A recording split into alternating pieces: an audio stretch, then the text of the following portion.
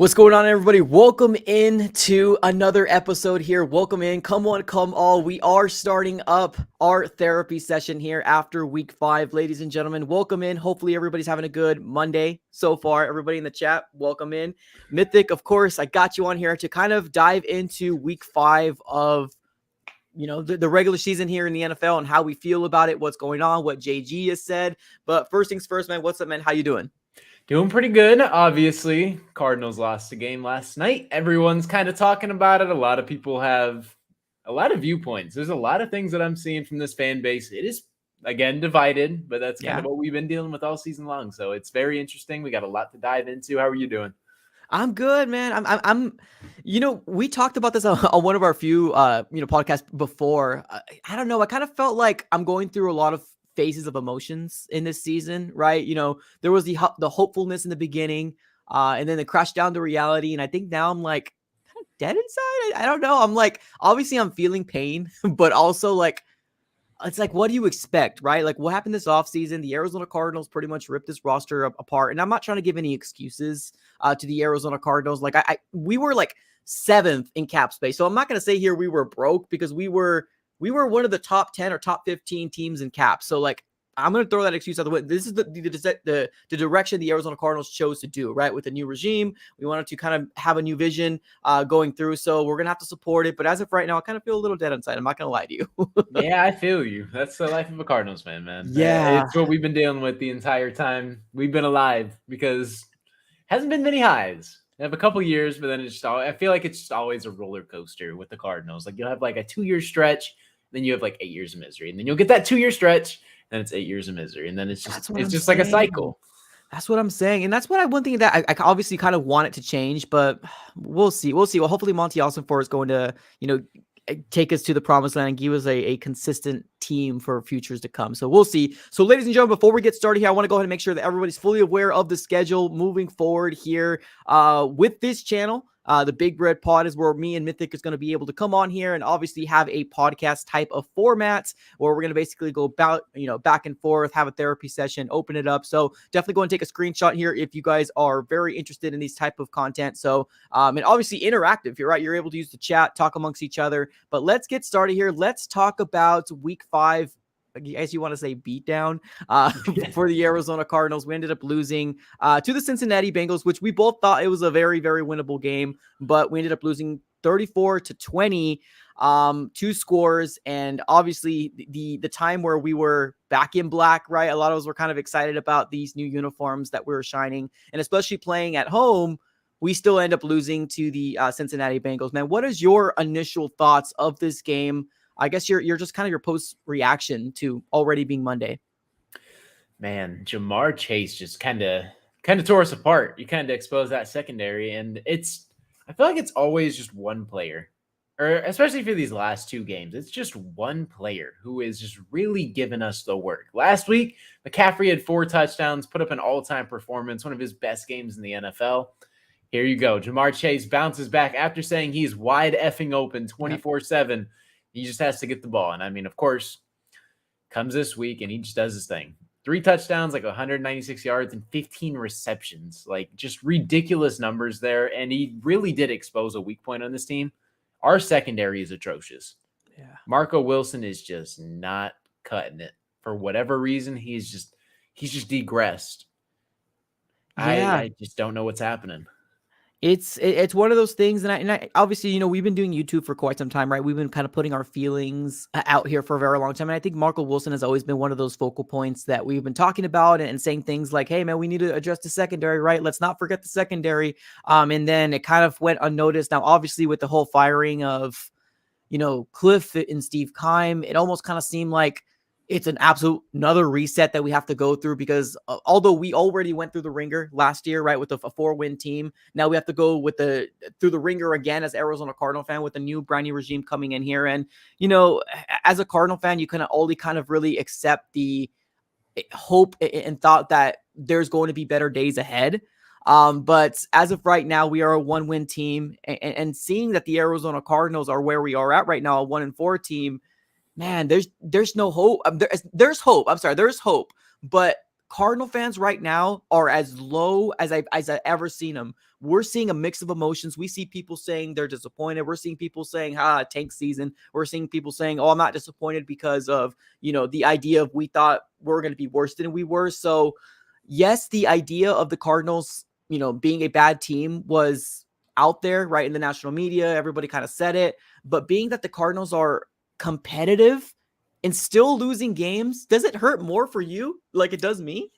It's really tough because going into the season, I was just expecting kind of bloodbath after bloodbath, and we haven't gotten that. After the first 3 weeks, it's just my optimism is just so high. Like the 49ers, I kind of leveled myself down because it's just they're the 49ers, and it's like I kind of expect that. Like, I mean, look at how they treated Dallas last night. They gave them the work. That's the 49ers we're talking about. That's probably the top Super Bowl contender, so I wasn't sweating that one. And coming into this one, I was just like, I was kind of under the impression, it's just like, okay, we're going to come in here and we're going to take care of business. Like, I genuinely thought with Joe Burrow hindered, we're going to smack them. I don't care how bad anything is on our roster. I don't care how bad that secondary is. I don't care how banged up we are. I don't care who we're missing. It's the Bengals right now. The Bengals are playing horrible. And I said it on our podcast. I was like, I just pray this isn't the game the Bengals get going, because this is what they do. The Bengals love to get it going in the second half of the season, and I just didn't want to be the game they heat up against. But Jamar Chase just torched us, and we just absolutely got rammed. And this game was a lot closer than 14 points. It got really ugly towards the end. As soon as Josh Dobbs threw that pick six, things really just shifted. And then James Conner got hurt, and then all these things. And Josh Dobbs doesn't get the 4th and 1. Then he fumbles, and he throws another pick. It's just like things just got real ugly real quick, and it's just really unfortunate. I really feel like this game got out of our hands. You kind of feel the same way?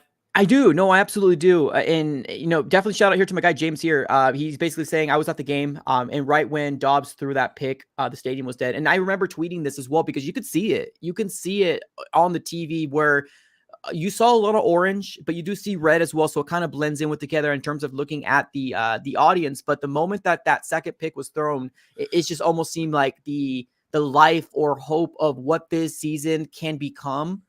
It almost kind of got thrown out the window. Now, obviously, one of the biggest reasons why is because there's just so much uncertainty with our franchise quarterback in Kyler Murray, right? We're hearing a lot of, things here and there. It's kind of like we're giving little breadcrumbs here and there as Arizona Cardinal fans, where we have a little hope and then they take it away real quick and be like, nah, bro, he ain't quite ready. So it's like we're trying to hold on to say things are going to get better, right, towards the end of the season. But let's be honest. One of the big key factors is Kyler Murray needs to come back. Like the days of Josh Dobbs being QB1, right, and it's going to be a quarterback controversy. Nah, it's done. And you saw it right here. We saw it in this game where you had a perfect opportunity to come out here and, I'm not going to say shock the world, but continue your progress of what you've been doing every single week that you've been a quarterback, right? The last time we seen Dobbs struggle this bad, right, was in week 1. And we gave him a mulligan. We said, hey, you only had 1 or 2 weeks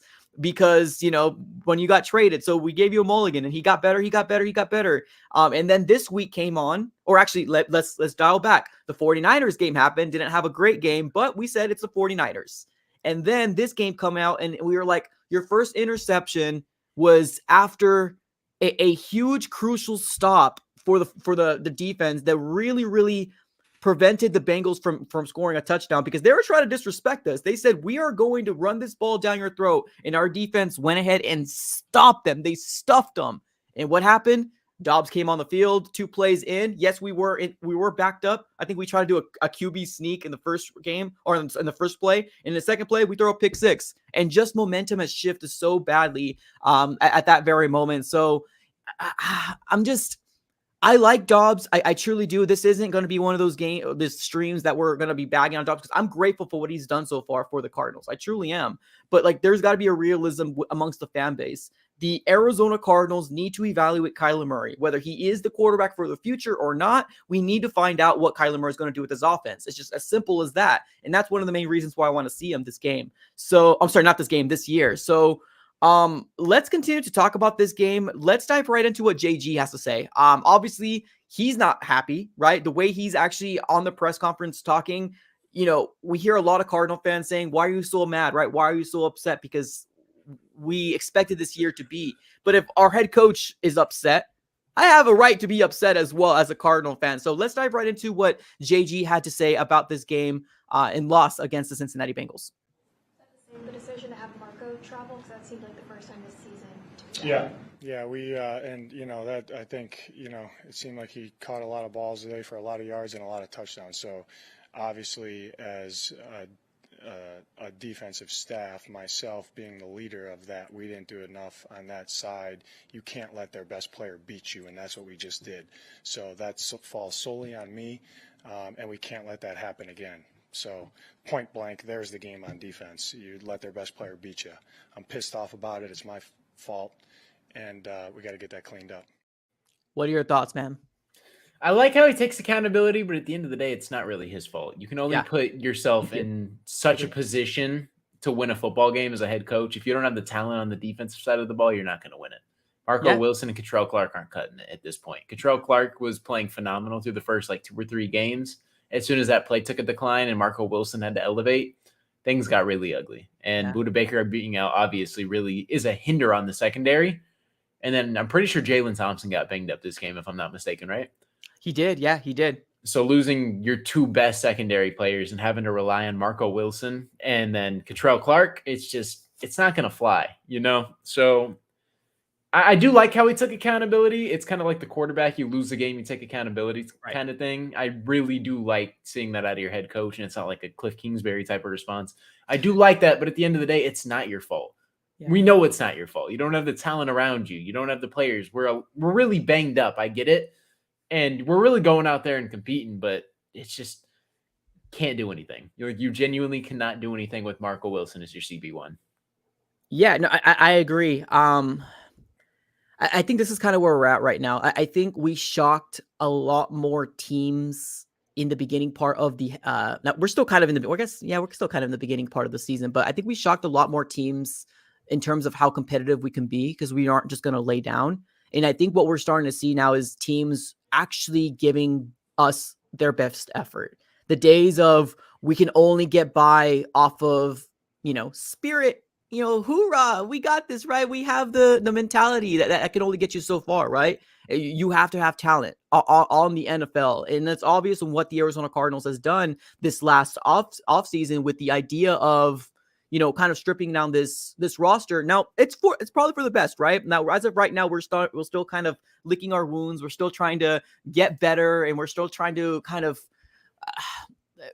acknowledge where we are at right now as an Arizona Cardinal fan base or an organization moving forward. But I agree with you. I like the idea of JG taking accountability, but you're 100% right. I don't think it's his fault at all. But he's not Bruce Arians, right? The days of calling people knee deep, throwing people on the bus, that's not what JG is. He's one of those guys that's going to take accountability, and I like it. And I love his response, truly. He's pissed off that we allowed their number one weapon, which should have been the biggest point of contention out here, right? We need to stop Ja'Marr Chase. And instead of us continuing the trend of Ja'Marr Chase not getting a touchdown on the year, we let him get 3. Yeah, 3. That's the thing too. Ja'Marr Chase was literally scoreless the entire season so far. Yep. And a lot of that is hindered on Joe Burrow being injured and Joe Burrow having the calf problem, and he's not able to get him the ball. But we let him come into here and drop a Carmelo Anthony 3 to the head on us. Yeah. A 3-piece. Are we kidding me? A 3-piece. This is 7 touchdowns we've allowed to 2 players in back-to-back games.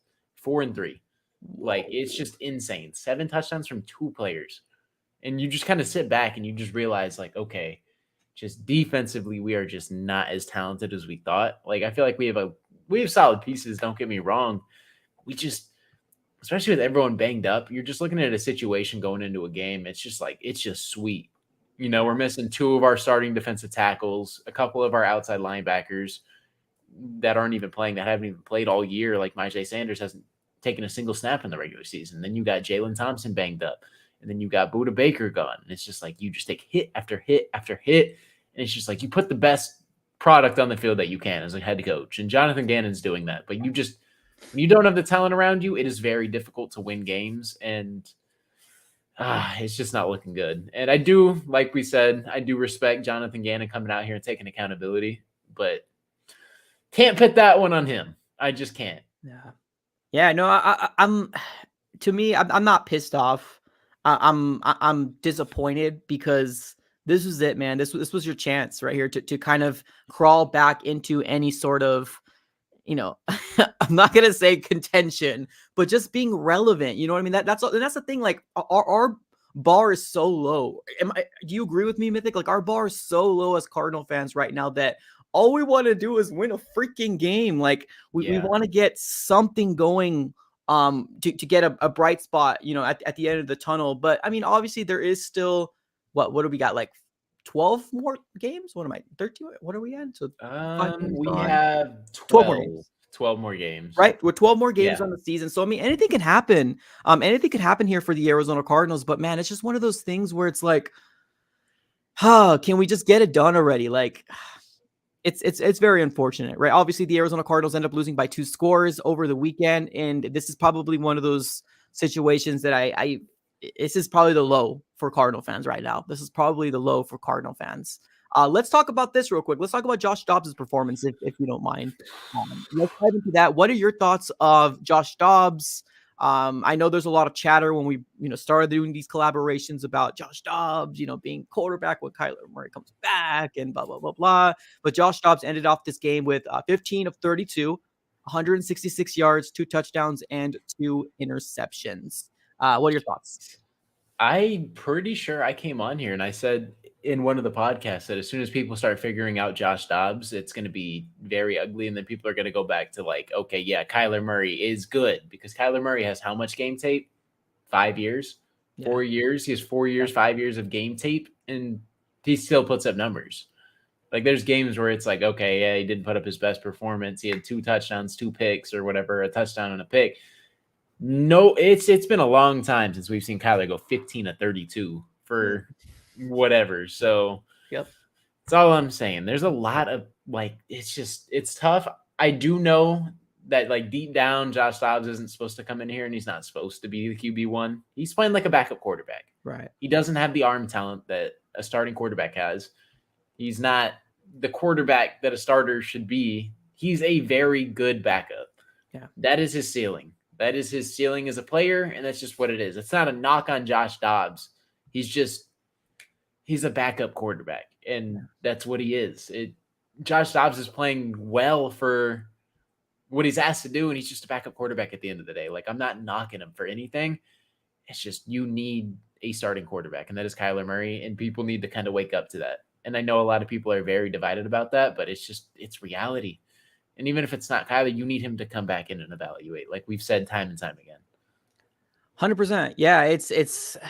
I guess it just depends on how you look at it, right? Because I mean, there's some part of the fan base that doesn't want Kyler Murray on the field, and not because we're trying to save him from next year, but there's a part of this fan base that truly wants the Arizona Cardinals to trade him away, right? Especially when he comes back healthy. And you can trade a person that's currently on IR.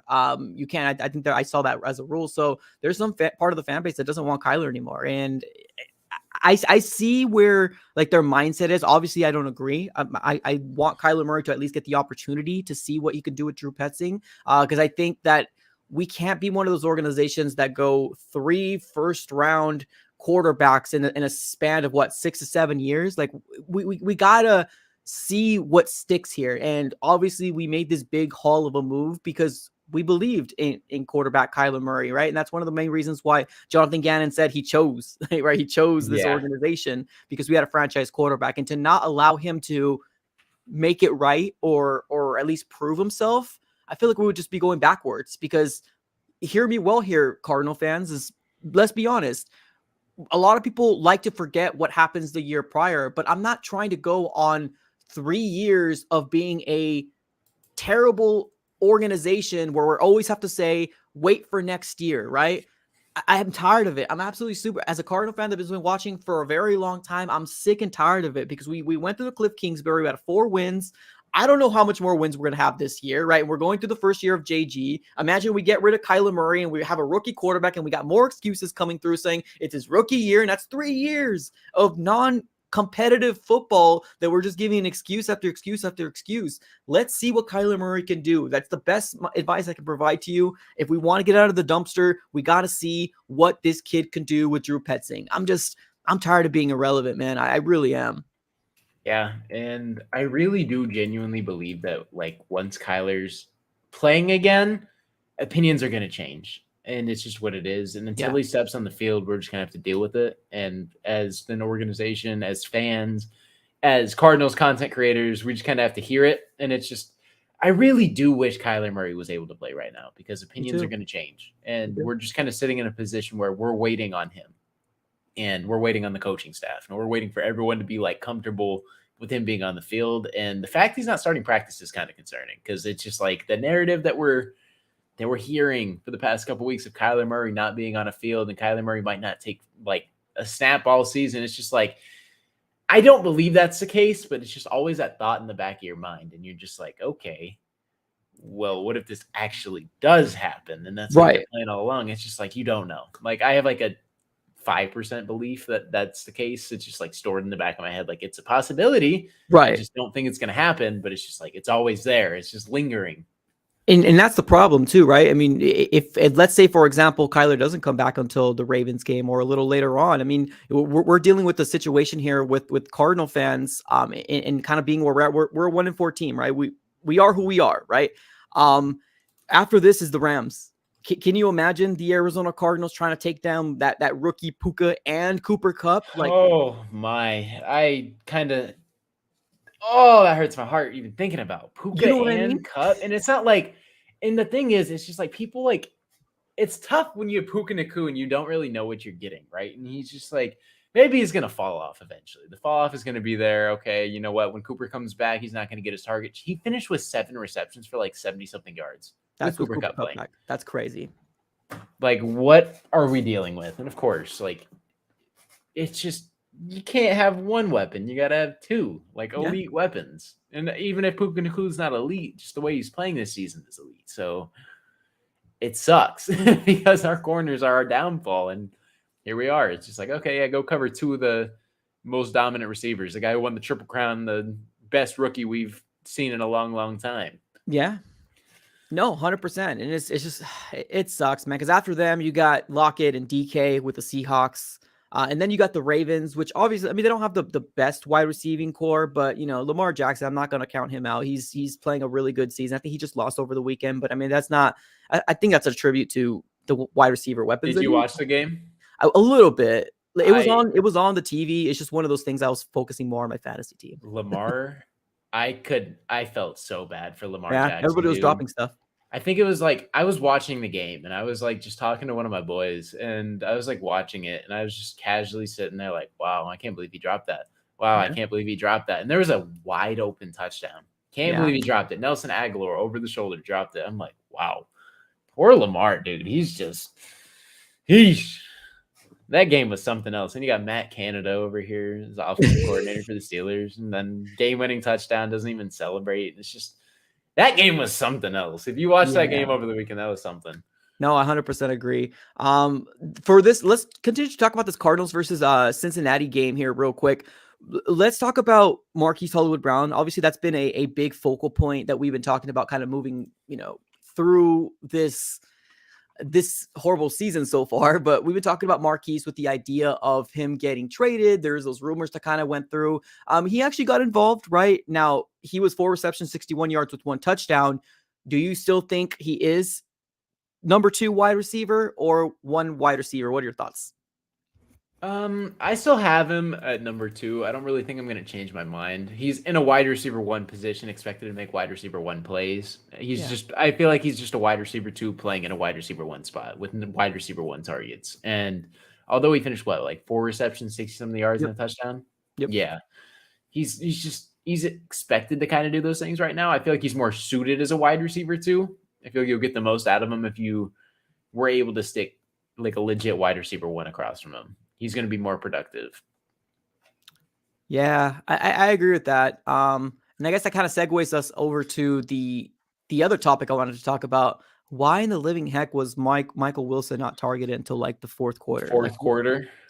Like, what the heck is going on? Now, obviously, a lot of people are kind of bagging on Dobbs with the idea of not giving him the opportunity, but like, it's crazy because we went through this last week as well when we saw Rondale Moore have a very, very good production on the backfield, and we're like, ooh, like that. Let's see what more we can see. Don't see Rondo more the next game. We saw Michael Wilson go hot, and we're like, dang, 2 touchdowns. This kid could be good. We don't see him targeted to the fourth quarter. What is going on with Michael Wilson? Do you still think he doesn't have the opportunity? I don't know if it's opportunity, but like if you kind of know your like game changers or like players that you know can get involved aren't getting the ball, Yeah. maybe it does come in the form of a screen pass, even though a lot of people are kind of scarred from hearing the word screen pass or even seeing a screen pass because of past regimes. Maybe that's what it takes, maybe that's what gets a player going. Like, okay, we're going to give you a touch. We're going to give you a jet sweep. We're going to give you something, it's just like get involved. Even though that's not Michael Wilson's game, like from a Rondale Moore last week, go give him a jet sweep, go give him a screen, go give him a bubble screen, go give him something. Just go make a play for us. Go put him in the backfield. I don't care. It's just unacceptable to have Michael Wilson, who had 2 touchdowns last week, and then Larry Fitzgerald even come and just advocate for him, basically saying this is who he wants his son to be like, or if his son can be like Michael Wilson, then that's great. And then he just comes out here and gets 1 target in the fourth quarter, finishes with 1 reception for like 18 yards. It's a no-go. You can't have that. Go get him involved somehow, some way. If it's a bubble screen or whatever, it's just a confidence thing. Who knows? It's just that's how sports work. Did you play sports growing up? Yeah. You're talking about just soccer when I was younger. Just soccer. Yeah. Everyone who's played sports growing up, if it's basketball, football, whatever it is, if you get a touch, same thing with basketball. It's just Phoenix Suns shirt. We'll talk about basketball real quick. You hit a 3, you hit a layup or whatever, your confidence goes through the roof. You could be scoreless through the game. Get that first bucket, you're feeling yourself. And that's just how it is. You go back on defense, you're super excited. You're like, yeah, I did that. I did that. Football, you get a reception. Confidence through the roof. Quarterback completion through the roof. You just got to get players touches. Get that confidence through the roof. And then, I don't know. Who knows? Maybe he plays better, but even just 1 target through the entire game, not getting 1 is unacceptable. Got to get more targets. Yeah, no, and here's the thing. Like, I'm looking at the snap count here for the Arizona Cardinals. And to say that, Michael Wilson wasn't out on the field, sometimes you lose track of who's on the field, right? Especially when you're looking at the game live, right? You're not really focusing on who's on the field every single play. But Michael Wilson was 75% on the field. So he should have gotten the opportunity. I think he was the one that had the second most snaps in terms of wide receivers being on the field, with Marquise Hollywood-Brown being on the field 91% of the time, and then Michael Wilson being 75% of the time, and then Rondo Moore being 67%. So pretty big drop off for wide receiver 2 to wide receiver number 3. But man, I don't think there's an excuse there. Is it because the Cardinals didn't get going? I don't know. Like it took a couple drives for this offense to really start kind of clicking, which is very unfortunate because this Bengals team came out here and they came firing, man. They came to play. Yeah, and the Cardinals did what they do. Put up numbers in the first half, and then the second half dropped off. I don't remember we had 14 points at halftime, finished with 20 in the game, right? Let's go ahead and confirm here. Yeah, we had 14 points going in at halftime, correct? Yep, 20 points in the game. Mm-hmm. Here we go. Just add more points to the second half. At 6 to add on. It's just the second half is a killer for these Cardinals, and it's just a common theme. I don't know what it is. I don't know if there's no adjustments being made or if it's just like we get figured out and we just don't have the talent around us to kind of keep up with everybody for 60 minutes. Yeah. Maybe that's what it is. Maybe we genuinely just don't have the talent right now to keep up for 60 minutes. It might be the thing. Yeah, I'm glad you actually brought that up. I don't have my tally here, but I wish I did. But you're right? That's one of those things that we were talking about, that it's a big problem with the Arizona Cardinals. Nobody's really talking very much. The points scored in the first half compared to the second half is lethargic. It's bad. And now we're just adding this, right? The 6 points. 6 points. Half. It's crazy. And then I don't want to beat on a dead parade in the Kyler Murray haters, but let's go ahead and talk about it real quick, because second half performance, we don't have anything offensively. And then we take a look at Kyler Murray. Had to pull this up real quick. Yep. We've seen Kyler Murray lead game-winning drives. There's been a pretty good amount of them, especially in 2019, 2020, or whatever it was. We saw Kyler Murray do that a ton. And the actual total is 6 fourth-quarter comebacks and 8 game-winning drives from Kyler Murray. Our second half offense right now is just horrendous. It is so stagnant. We can't get anything going. There's a guy I know who can get things going that is on our roster right now, that as soon as he's healthy, will be able to score points in the second half. So it's just a little bit of optimism for me. Yeah. No, I agree. I hope they get this figured out. I'm glad that JG's pissed off because I am too as a Cardinal fan. This is probably one of those last games that come on our schedule and we're like, hey, man, right? Because we're It's going to have another winnable. tough stretch coming out. We're just tough stretch. The schedule's tough. But there's no excuse, right? You know the schedule ahead of time. You should be preparing for the NFL schedule, but what's happening and how they're treating this, organization right now with the rebuilding and stripping it down is it's just one of those things is kind of wait and see. And we hope that at the end of the day, it's going to work out. But yeah, Cardinals lose by 14 points this weekend. And let's talk about, I guess, the big elephant in the room, James Conner. He was gone in the second quarter, didn't come back. We did hear JG talk about it. It almost kind of seemed like I don't want to say brushed it off, but he didn't really make it seem like it was that big of a deal. But obviously, we'll find out more today when the injury report comes out or when the media comes and asks about, James Conner. But what are your thoughts on just losing him and how this offense didn't really look that great? Losing James Conner, it just feels like you're losing your entire offense because that's kind of the guy that we've just like been behind. That's the leader of this offense. That's the guy this offense basically revolves around. So losing him is just losing your X factor, especially with Kyler gone. That is our X factor. So I'm kind of dreading it if he's not able to play. I don't remember what Jonathan Gannon said. If I'm not mistaken, he said he thinks he twisted his knee up. Right. I think, yeah. Mm-hmm. Yeah, I don't know if they've done MRIs or whatever, but like you said, we'll hear a little more about that later on as time goes on. But just losing him, it's especially in this season, this is kind of like the only like way to get things going. And then Right. you're just like, okay, they have no run game now because I don't think anyone's fearing Amari DeMarcado as the running back one. Yeah.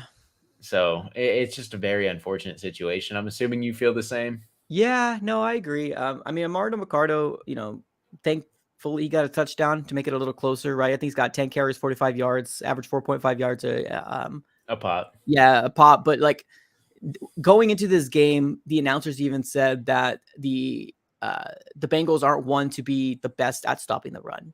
So that should be the Arizona Cardinals' number one game plan. And I think it was. Now, when James Conner had one of his best runs, I think it was 30 plus yards or 20 plus yards, something like that. That's where he ended up getting his injury, and he never kind of came back from that. Now, there was a little hope. They said that he was back on the field with his helmet on, but somehow, I guess maybe it was just ruled out. They just decided not to throw him in there. I don't know, right? I think they want to do a little bit more evaluating before they kind of throw him in there and possibly give up one of our best weapons and be a little cautious with him. Yeah, it just depends on the injury, Yeah. like we don't know what it is. So he got pulled for a reason. It's just probably something they didn't want him to bang up again, turn into something more severe. So I can't argue with the Cardinals staff on this one because we don't know what happened. Yeah. This game turned ugly after that pick six. I'm not going to lie to you that really took a lot of the, I guess, hope away. Well, the second interception was what really did it, but like that didn't help, right? The Arizona Cardinals actually had a lead at one point. We're like, oh, look at us go, right? Well, we're actually doing something. And then that pick six happened and, kind of everything else was the downfall at that very moment. So yeah. Let's continue to talk about any other players that stood out to you in this game. Defense, offense, anybody? Honestly, there were not many players that just stood out to me. There was one person, I believe, on the defensive side of the ball who played all right in my eyes. Kayvon Wallace played solid. He had an interception. Yeah. Dante Stills played all right. He didn't play fantastic. That's right. It's just those two players, like, just like they stood out in like a better way than most. The defense didn't stand out, but those two players, Dante Stills and Kayvon Wallace, were like the two, they were the two guys this game on defense that kind of just caught my eye.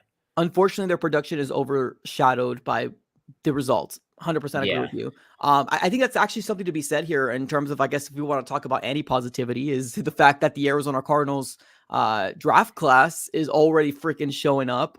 Short of obviously BJ Ojulari, we haven't really seen him very much, but Dante Stills, another late round pick, already getting a sack and getting production. That's pretty darn good, man. I love so far with what we're seeing, but obviously this, we could only kind of hang on to that little light for so long, right? Like Dante Stills got a sack.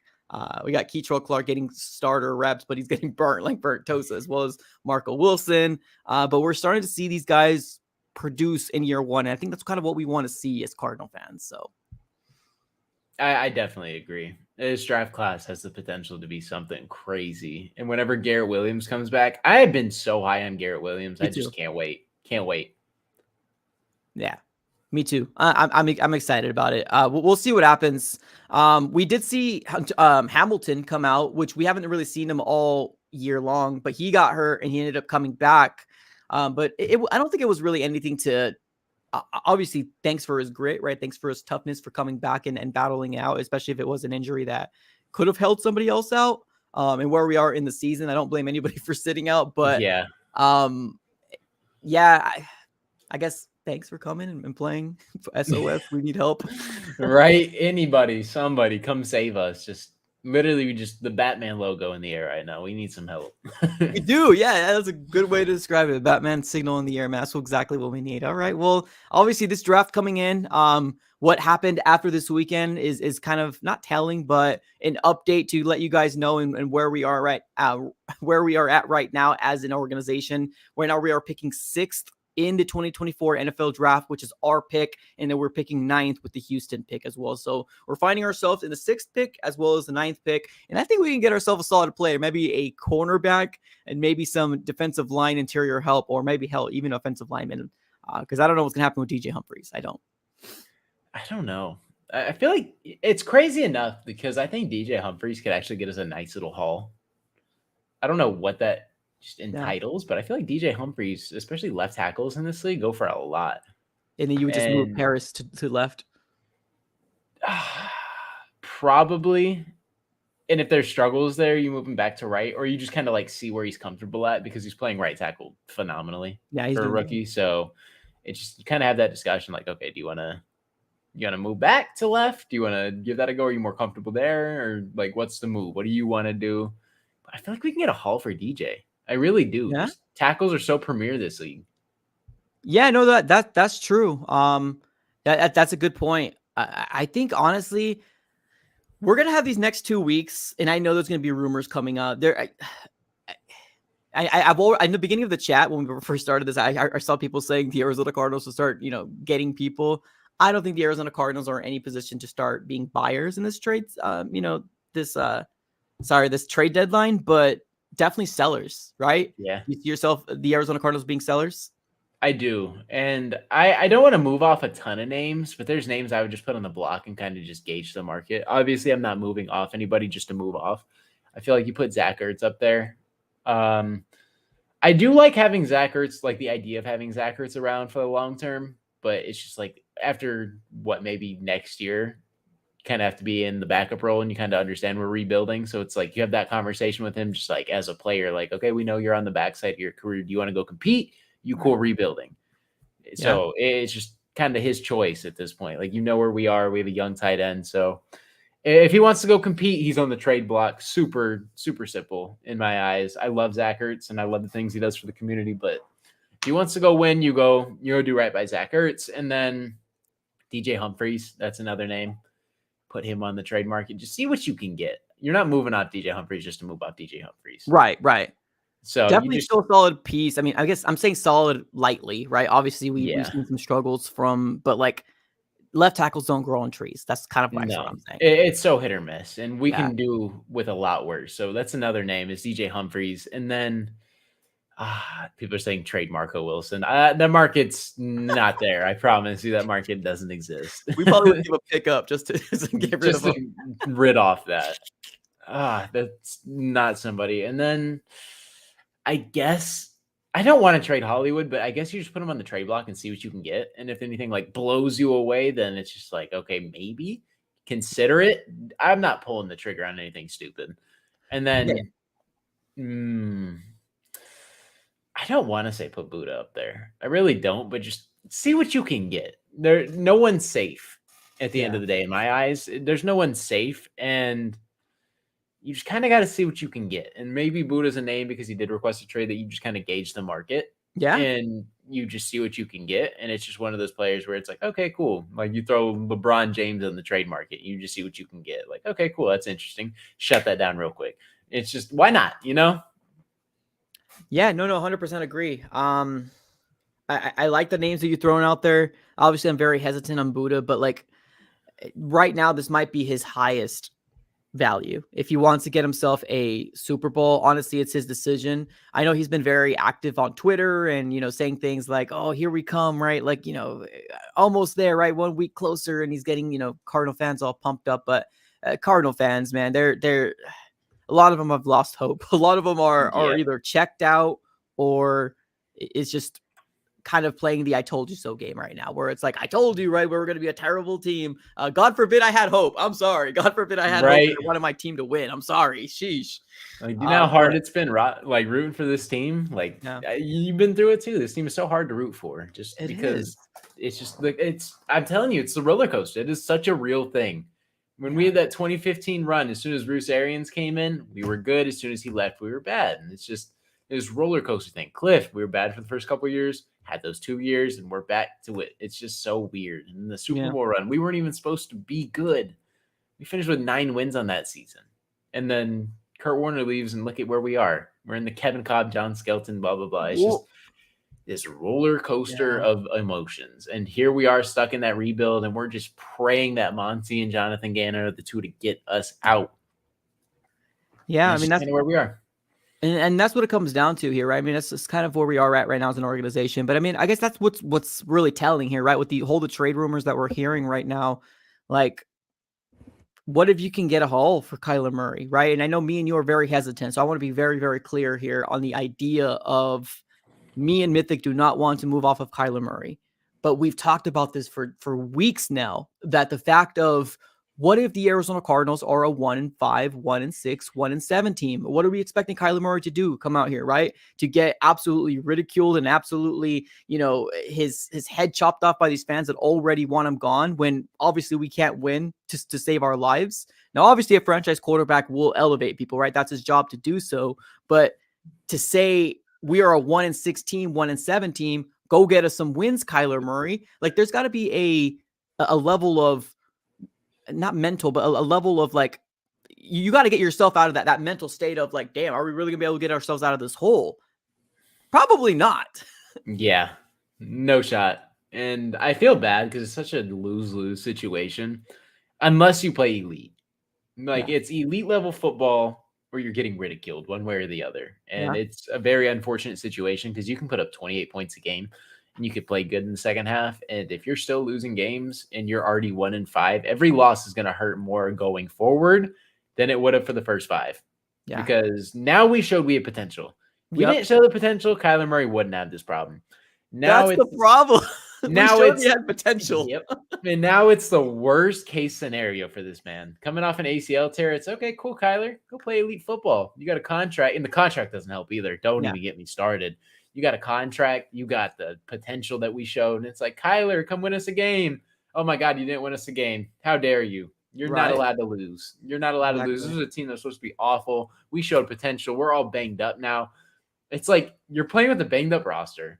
You're playing with a terrible defense now. And Buddha coming back is going to help. Don't get me wrong. But it's just, that's the case. The offense, say James Conner's out. It's the Kyler Murray show again. Yeah. It's just, No you weapons. can't win. Cannot win. Well, here we are, right? We got some people here in the chat. They're trying to give their best trade packages for Marco Wilson. I heard paperclip. I've heard a bag of chips. What kind of chips? It depends, right? It's got to be those knockoffs. It's not brand name chips, that's for sure. Oh man, it's bad right now, man. It really is. Let's talk about real quick. We did hear the media ended up asking Hollywood Brown about the idea of that big trade rumor that kind of came through and what his thoughts were. Let's dive right into that. I know we talked about it on our last pod, but let's just dive right into it here since we got more people. I didn't see that. What's your reaction now that you've heard? That's not my focus. I'm focused on the Bengals. I'm a Cardinal, so that's really all I'm worried about. So media ended up asking him about that rumor that kind of came out. I believe it was earlier this week or late last week. That the idea, or actually we're on Monday, so it was late last week. That the idea was that the Panthers were going to go heavy on backing up their franchise quarterback, or at least their rookie quarterback in Bryce Young. And then obviously one of the names that were thrown out there was Marquise Hollywood Brown, being a potential target because of where we are at right now as an organization, now 1-4, and this being a contract year for Marquise Hollywood Brown, and we still haven't paid him. Your thoughts on Marquise Hollywood Brown maybe getting moved? It's tough because if he gets moved, it's just it kind of lowers your stock on Kyler too, and it just kind of shows you the direction we're going. And it's just, I don't know. I really don't know. I trust Monty, and I guess we're gonna see how much trust we all have in him because, sheesh, there's a lot of moving pieces that we have on this roster, and I don't know where it's gonna go. I'm sitting in a position right now trying to predict the unpredictable, and so are you. And it's very difficult. I don't know what's going on in their head. I don't know what they've evaluated. I don't know how they view the future of this team. It's so difficult to predict. What are you thinking? Because I genuinely, like, if I had the odds and I was just given $10,000 to throw, is he getting traded or not? I'd probably throw no. But I would be so hesitant to want to throw that money on. Right. Yeah. Well, I mean, it's a thing though. There's so much, like you said, there's so much contingencies. There's so much little things that fall on it, right? If like we know what the outside noise is, right? We live it, we hear it, we are it. We are that outside noise in terms of we talk about a team that we love. Obviously, we want this year to be much better than it is, but we don't truly know what's going in the mind of Monty Ossenfort, right? We don't know what truly is going in the mind of Jonathan Gannon, right? To me, this press conference, it actually looked like he was pissed off, right? I don't think he was sugarcoat. I don't think he was putting a mask on to say, guys, it's fine, right? We're not hearing the same crap that we heard with the last regime, right? You got to give them credit. No, he was pissed off. The number one thing was to stop their number one wide receiver, and we allow them to come in here in our home and beat us with 3 touchdowns and 15 receptions and over 190 yards. Like, that's something that you can't swallow very, very nicely, right? It's not an easy pill to swallow. And as a coach, he's putting that on himself, right? Defensive-minded head coach. That's what he was brought in for, to make sure that our defense is excelled. And although our defense has been one of those, it's been the catalyst of when we're playing good and our offense can finally get it right, we are in games. But when our defense gets exposed and hope that our offense can get it right, our offense is nowhere to be found, right? It's either the defense does great and our offense does mediocre, or we're just a crapshoot, right? We saw it with the San Francisco 49ers. We got absolutely obliterated. And I know people want to, put, what is that? Put lipstick on a pig and say, well, he had over 300 yards. Josh Dobson, pretty good against one of the best defenses out there, right? There has to be said something about garbage time, right? Yes, we got a, late score, but that game should have been an absolute obliteration. Honestly, the Arizona Cardinals got obliterated, and the 49ers could have made it worse. If they truly saw us as a potential threat, they would have done to us what they did to the Cowboys. Trust me when I said that. Now there's that, and now we played against the Bengals when we still lost against 2 scores, and there's just no response. It's just, we can't. And I don't blame Jonathan Gannon. I'm not saying find the answer, Jonathan Gannon, because there's only so much you can do. His hands are tied.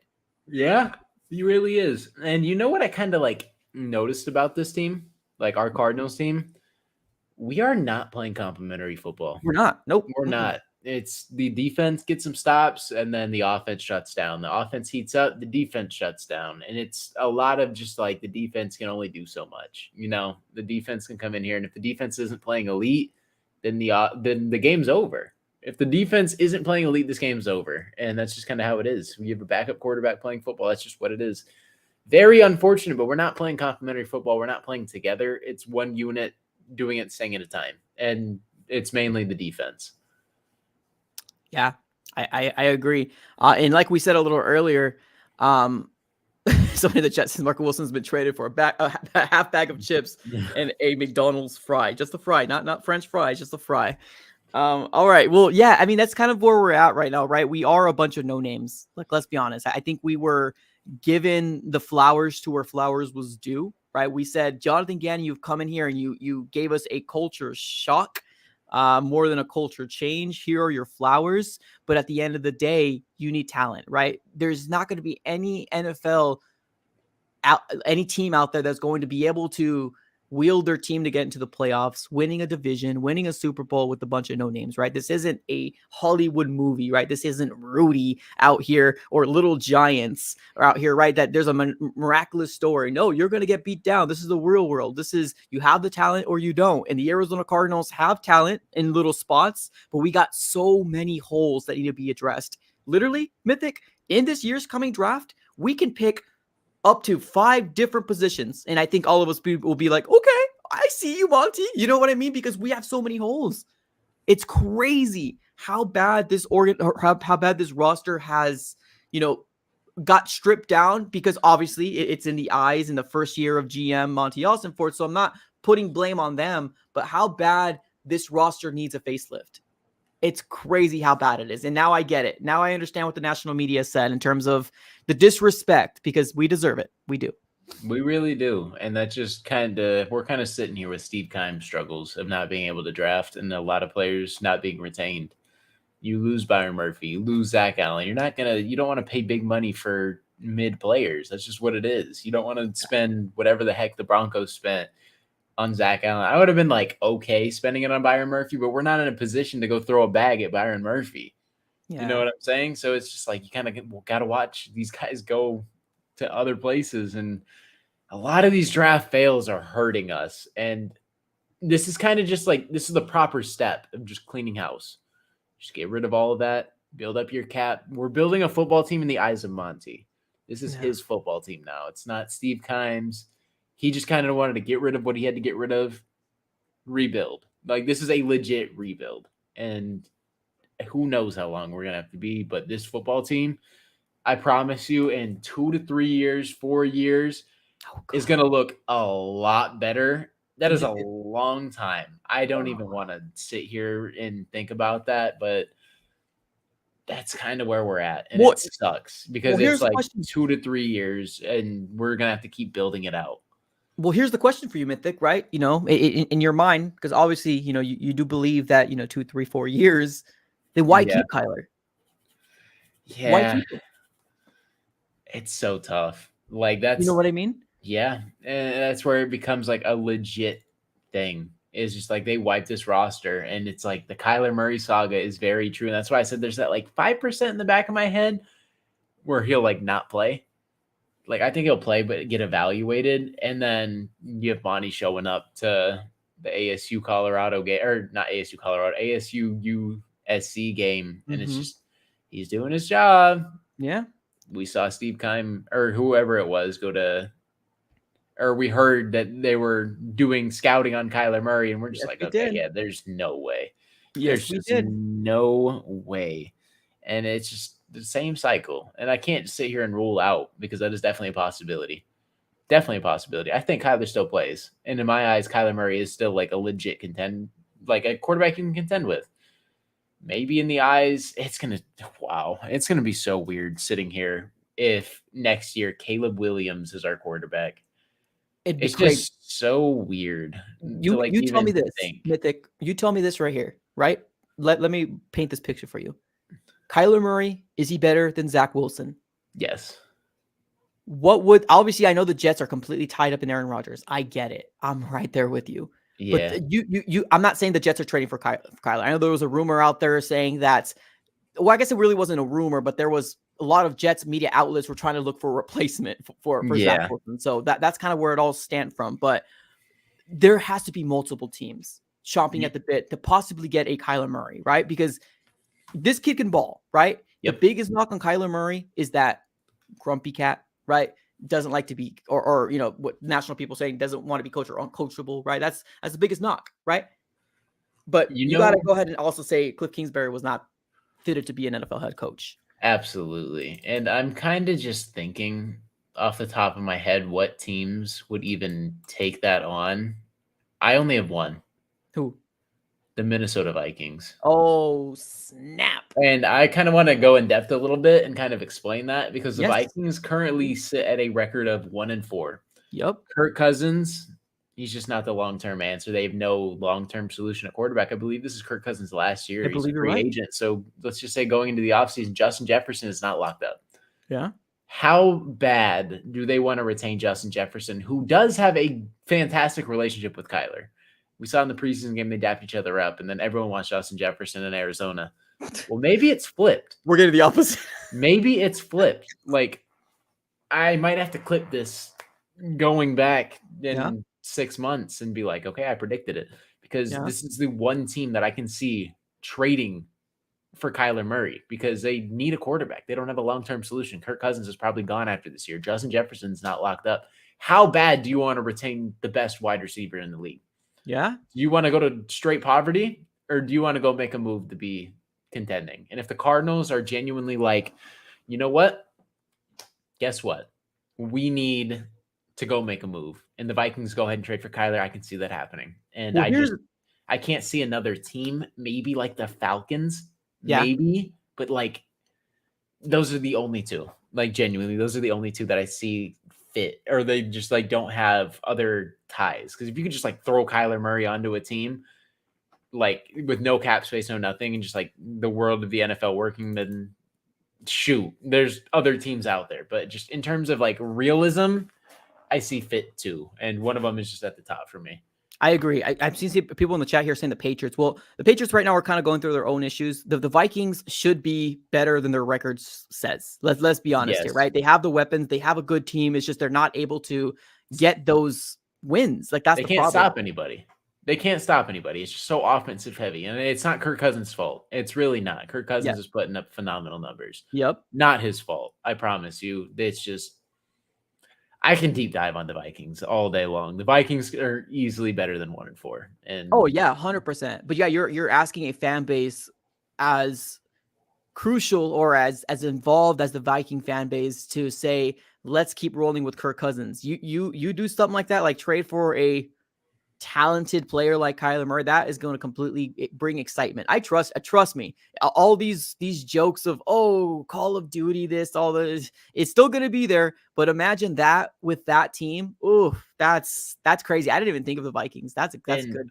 I don't even want to think of the Vikings. I don't either. I can just like I see it now. I can genuinely see Kyler Murray winning a Super Bowl with Minnesota and Justin Jefferson, and then Cardinals fans be like, "Oh, it could have been us."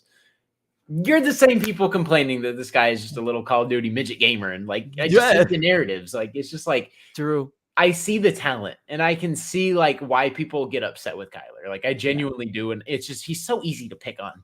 You know what I'm saying? Like even coming out of college, he's just such a target. He's a small quarterback. That's target number one. Then you hear he's a gamer and he streams on Twitch. That's target number two. You know how many people in the freaking NFL play video games? A lot. So many. George Kittle came out. I even saved it on like, I think it was Twitter or like TikTok. I saved it because I saw like George Kittle talking to someone after the game. And he's like, "Oh, you a 2K player or you a Madden player?" He's like, "Oh yeah, I'm a Warzone player." I'm like, "Oh my Lord." Imagine if Kyler Murray came out and said, "Oh yeah, I play Warzone all the time." Okay, of course you do. You suck. Get off the field. Stop talking about video games. No one will say that about George Kittle. It's just true how it is. Well, And that's the thing too. Guess how many Super Bowls George Kittle's won? 0. Yeah. I get he's been there, but he has the same amount of Super Bowls. Obviously, team success is way different. But imagine Kyler and San Fran's offense. It's just like that's what I'm saying. Like it's just situational. Cliff is a terrible coach, and they have Kyle Shanahan in a fantastic system. That's crazy, man. Please, I hope it doesn't happen. I truly don't. But the way that this season's happening for the Cardinals right now, Kyler Murray was what, top 3, top 2nd. Now he's like what, down like to top 9 or something like that because of all the extensions, all these quarterbacks that are finally getting paid. I said that this was going to be a budget. Right. At one point, this was going to be a budget contract. And I mean, obviously, use that lightly. It's still a lot of money. I'm not saying it's not a lot of money. It's just he's not going to be top 1 for very long. And of course, that's the quarterback market. It's just you set every year someone sets the market, and that's why you want to pay him as early as possible. And there were doubts if the Cardinals should even do it. Pull the trigger. What's the hesitancy? You pull that trigger. It's going to be. I don't remember who it was. Who got paid right before Kyler? Do you remember? I don't. I know it was a veteran. I know it wasn't. Was it Aaron Rodgers? I think it might have been Aaron Rodgers. If it was somebody, someone got paid, and Or then was we it had to pay. Carr? No. Carr was just recent. Never mind. No, it might have been A-Rod I think you might be or right. like Jalen Hurts or somebody. I don't remember. It was somebody. Someone set the market, and then Kyler's market went even higher. And then you Higher. freaking Eric Burkhart, freaking gosh, dude. Well, I mean, It's just so much let up. And you pay a quarterback as soon as you can. If you deem him your franchise quarterback, you don't just pay a bum. You don't go pay Zach Wilson that contract. yeah, you would have saved a lot more money if when he originally wanted to get paid, and literally it was months. We're not talking about years. We're talking about like 2 or 3 months difference. It's just a big difference in the amount of the quarterback market and how much it shot up. So Cardinals shot themselves in the foot, right? But obviously we were being led by Thanos, right? Mr. Steve Keim, that this man should never have been in the Position to lead an organization. right for For long that as we had. long. For that Like, long. That's what the problem. heck? It was like 7 years, 8 years. How? I'm all up for How? opportunity. Honestly, I love the idea of, growing within a company. That's great. But you should have known the moment that this man got Andy Isabella over DK Metcalf or several other moves that he's made that it just hasn't made sense. So he shouldn't be in that position. So At all. And it just went on way too long. And I look agree. at where we're at now. Like, it's just ridiculous. Ridiculous. I agree. All right, brother. We have made it to the hour mark, ladies and gentlemen. Just FYI, I appreciate you guys for tuning in. If you guys haven't already smacked the like button, definitely do me a huge favor. Smack it up. Also, subscribe it up. We are going to follow this schedule moving forward. If there is any changes, we will be going ahead and put it on the community tab. I do know this coming Wednesday is a very, very important Diamondback game. So I'll have to go check up here with Mythic and we're going to have to dive right into it. But this is going to be the schedule we're going to be trying to follow for the rest of the season. Take a screenshot and make sure you are, subscribed to the Big Red Pod here on YouTube. We are also going to be on Apple Podcast as well. So if you guys want to do the streaming way and not watching the visual, go ahead and check us out on the Big Red Pod on Apple Music. All right, Mythic, any other thoughts before we let everybody go? Also, if you guys are looking for other content, me and AZ Sports Fan will be posting YouTube videos surrounding the Cardinals. We get like about one a day. So if you guys want other content to watch, go ahead and check out at the AZ Sports Fan at Mythic AZ. We will be posting there all week long. So if you guys enjoyed today's podcast, enjoyed today's video, go ahead and check those out as well. And I think we're good. All right, y'all. Have a great rest of your day. And as always, go Cards.